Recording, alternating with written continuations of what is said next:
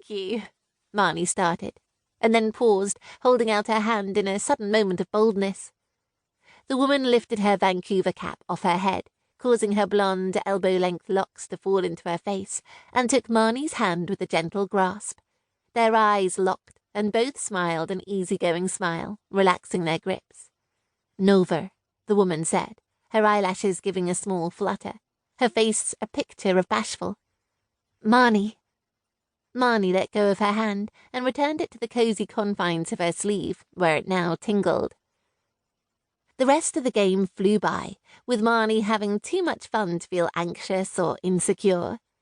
By the time the final buzzer sounded, she was red-faced and sweaty, stray pieces of dark baby hair glued to her forehead and cheeks. "That was incredible!"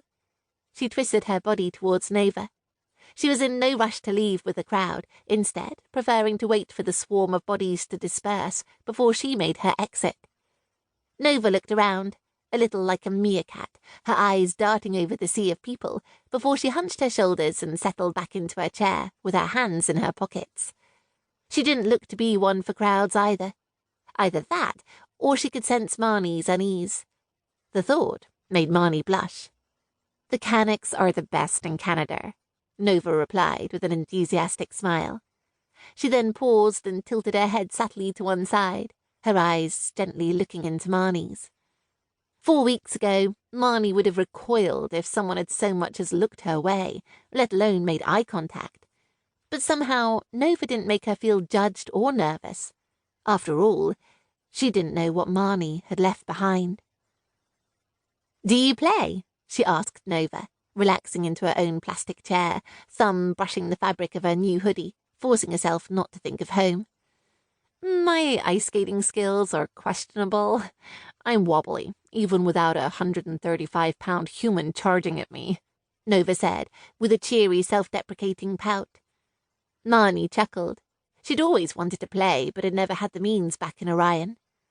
"What about you? Do you play?" Nova returned. "I've always wanted to, but there weren't many ice rinks where I grew up. That is to say, there weren't any.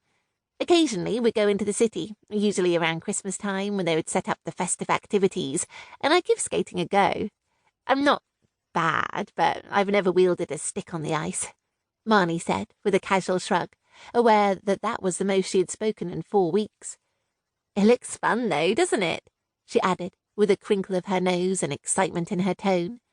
Nova cocked her head and gave Marnie a considering grin. "Sure.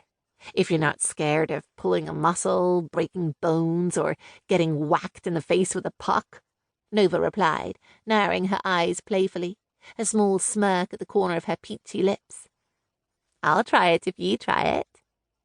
Marnie sat up straighter in her seat, an idea coming to mind that was ridiculously crazy and so out of character for her.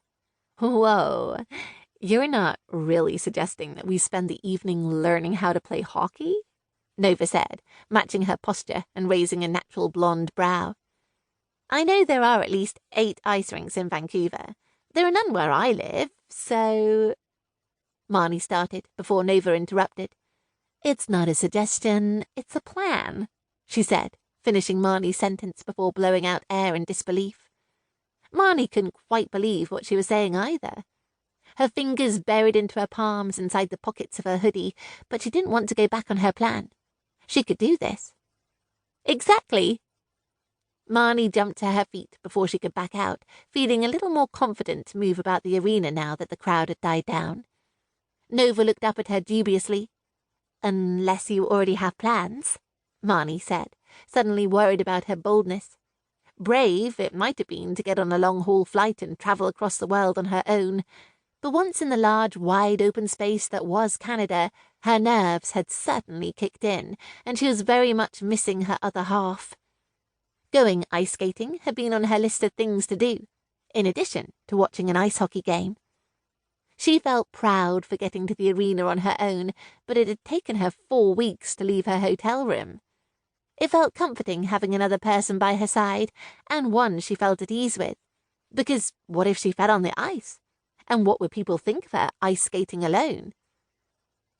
On the plane journey, she had vowed this trip would be her chance to seize independence, to no longer live in fear of